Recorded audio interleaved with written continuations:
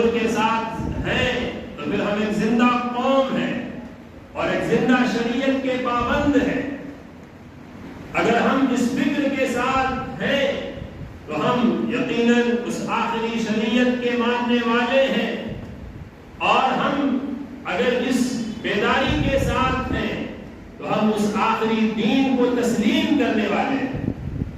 یہ فکر صرف ہماری نہیں بلکہ ہمارے ذریعے، ائمہ کرام کے ذریعے، علماء کے ذریعے، دانشوران کے ذریعے، مساجد اور منبر و محراب کی ذمہ داری سنبھالنے والوں کے ذریعے امت مسلمہ کے ہر فرد تک پہنچنا چاہیے کہ تم جس دین کے ماننے والے ہو، یہ دین، یہ شریعت دنیا کی ظلمتوں، تاریکیوں سے نکالنے کا ذریعہ ہے۔